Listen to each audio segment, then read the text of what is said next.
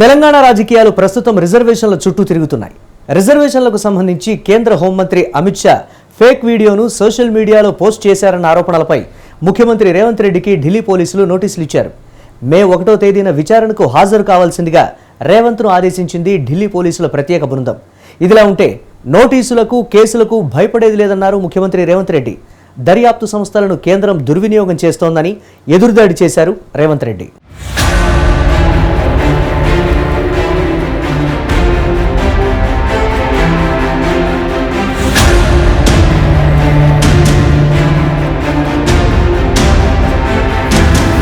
తెలంగాణ లోక్సభ రాజకీయాల్లో ఒక అనూహ్య సంఘటన ఇది. తెలంగాణ ప్రదేశ్ కాంగ్రెస్ కమిటీ అధ్యక్షుడు ముఖ్యమంత్రి రేవంత్ రెడ్డికి ఢిల్లీ పోలీసులు నోటీసులు ఇచ్చారు. రిజర్వేషన్లపై కేంద్ర హోంమంత్రి అమిత్ షా చేసిన వ్యాఖ్యలను వక్రీకరించి ఫేక్ వీడియో తయారు చేసి సోషల్ మీడియాలో రేవంత్ రెడ్డి వైరల్ చేశారంటూ ఢిల్లీ పోలీసులకు ఫిర్యాదులు అందాయి. ఈ నేపథ్యంలో మే 1వ తేదీన విచారణకు హాజరు కావాల్సిందిగా కోరుతూ రేవంత్ రెడ్డికి నోటీసులు అందజేశారు.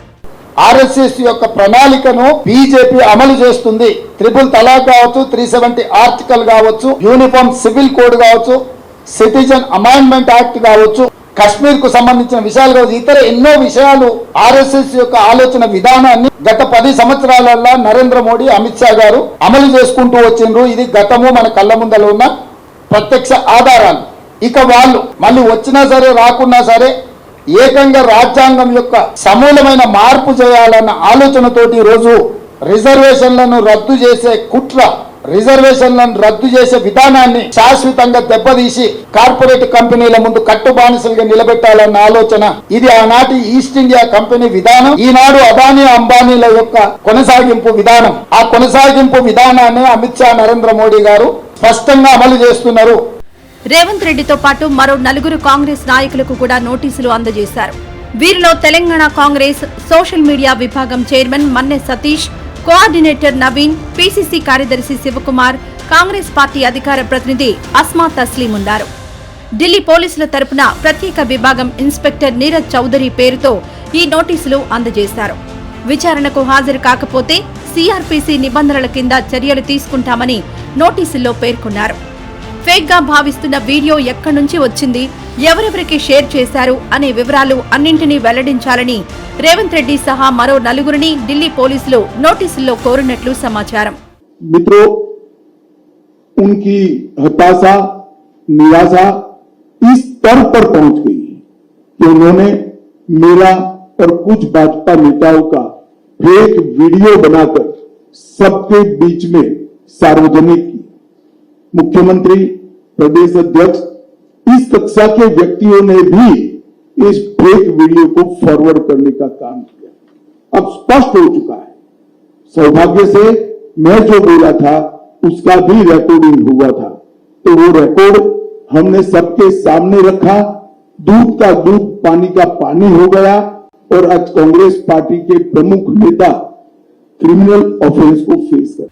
సోషల్ మీడియా ఎక్స్ లో పోస్ట్ చేసిన వీడియోను పోస్ట్ చేయడానికి ఉపయోగించిన ల్యాప్టాప్ లేదా మొబైల్ లేదా టాబ్లెట్ ను, అలాగే ఈ వీడియోను ఎక్కడి నుంచి తీసుకున్నారో అందుకు సంబంధించిన ఎలక్ట్రానిక్ పరికరాన్ని విచారణకొచ్చే సమయంలో వెంట తీసుకురావాలని నోటీసులో ఢిల్లీ పోలీసుల ప్రత్యేక విభాగం సూచించింది. నోటీసుల నేపథ్యాన్ని పరిశీలిస్తే తెలంగాణలో ఇటీవల ఓ సభలో ప్రసంగిస్తూ ఈసారి లోక్సభ ఎన్నికల్లో బీజేపీ అధికారంలోకి వస్తే రాజ్యాంగ విరుద్ధమైన ముస్లిం రిజర్వేషన్లను రద్దు చేస్తామని వెల్లడించారు. అలాగే ఎస్సీ, ఎస్టీ, ఓబీసీలకు చెందిన వారి హక్కులను వారికే తిరిగిచ్చేస్తామన్నారు. అయితే మొత్తంగా రిజర్వేషన్లను రద్దు చేస్తామని అమిత్ షా అన్నట్లుగా వీడియోను ఎడిట్ చేశారని తెలంగాణ బీజేపీ ఆరోపించింది. అంతేకాదు లోక్సభ ఎన్నికల్లో బీజేపీ గెలిస్తే అన్ని రిజర్వేషన్లు రద్దు చేస్తుందంటూ ప్రచార సభల్లో రేవంత్ రెడ్డి ఆరోపించారు. అయితే ఎస్సీ, ఎస్టీ, ఓబీసీలకు సంబంధించిన రిజర్వేషన్లను రద్దు చేస్తామని తాను అనలేదని అమిత్ షా వివరణ ఇచ్చారు. రేవంత్ రెడ్డి సహా మరో 4 కాంగ్రెస్ నేతలపై Telangana Bharatiya Janata Party general secretary Premender Reddy పోలీసులకు ఫిర్యాదు చేశారు. ఈ ఫిర్యాదు మేరకు హైదరాబాద్లోని సైబర్ క్రైమ్స్ విభాగం ఎఫ్ఐఆర్ నమోదు చేసింది. IPC 153, 153A, 465, 469, 171G, 66C IT సెక్షన్ల కింద సైబర్ క్రైమ్స్ విభాగం కేసు నమోదు చేసింది. ఇదిలా ఉంటే అమిత్ షా వీడియోను వక్రీకరించి సామాజిక మాధ్యమాల్లో వైరల్ చేశారని ఢిల్లీ పోలీసులకు బీజేపీతో పాటు కేంద్ర హోంమంత్రిత్వ శాఖ ఆధీనంలోని Indian cyber crime coordination centre ఇచ్చిన ఫిర్యాదు మేరకు కేసు నమోదైంది. एसटी, एससी, ओबीसी के आरक्षण में किसी एक राजनीतिक दल ने अगर डाका डाला है तो वो कांग्रेस पार्टी ने डाला है। सबसे पहले उन्होंने संयुक्त आंध्र प्रदेश में मुसलमानों को रिजर्वेशन दिया, वो रिजर्वेशन के कारण ओबीसी का रिजर्वेशन कटा।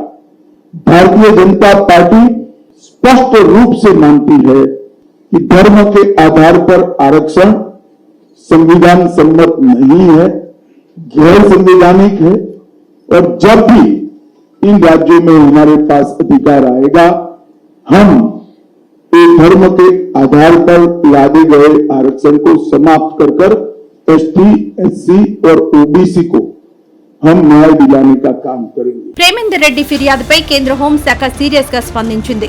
తెలంగాణ పోలీసుల ఎఫ్ఐఆర్ ను పరిగణలోకి తీసుకుని ఢిల్లీ పోలీసుల ప్రత్యేక విభాగం రేవంత్ రెడ్డి సహా మరో 4గురిపై కేసు రిజిస్టర్ చేసింది. ముఖ్యమంత్రి నివాసంలో అందజేసిన తర్వాత గాంధీ భవన్ కొచ్చి మిగతా కాంగ్రెస్ నాయకులకు నోటీసులు ఇచ్చింది ఢిల్లీ పోలీసుల బృందం. కేంద్ర హోంశాఖ మంత్రి అమిత్ షా ఫేక్ వీడియో ఆరోపణలపై ఢిల్లీ పోలీసులు కేసు నమోదు చేయడం, తనకు నోటీసులు అందజేయడంపై కర్ణాటకలో ఎన్నికల ప్రచారంలో ఉన్న ముఖ్యమంత్రి రేవంత్ రెడ్డి స్పందించారు. ఢిల్లీ పోలీసులు నమోదు చేసిన కేసు అలాగే నోటీసులు అందజేయడంపై తాను భయపడేది లేదని స్పష్టం చేశారు రేవంత్ రెడ్డి. బీజేపీ ప్రభుత్వ విధానాలపై ఎవరు పోరాటం చేసినా వారిపై కేసులు పెట్టడం, నోటీసులు ఇవ్వడం ఇటీవలి కాలంలో ఆనవాయితీగా మారిందని వ్యాఖ్యానించారు రేవంత్ రెడ్డి. 2014లో తొలిసారి నరేంద్ర మోడీ నాయకత్వంలో బీజేపీ ప్రభుత్వం ఏర్పడ్డాక కేంద్ర దర్యాప్తు సంస్థల దుర్వినియోగం ప్రారంభమైందన్నారు రేవంత్ రెడ్డి. లోక్సభ ఎన్నికలు వచ్చినప్పుడల్లా enforcement directorate, central bureau of investigation, income tax department అధికారులు బీజేపీ ప్రత్యర్థులపై కేసులంటూ వస్తున్నారని ఆరోపించారు. మొత్తం మీద రేవంత్ రెడ్డికి ఢిల్లీ పోలీసులు నోటీసులు జారీ చేయడం దుమారం రేపింది.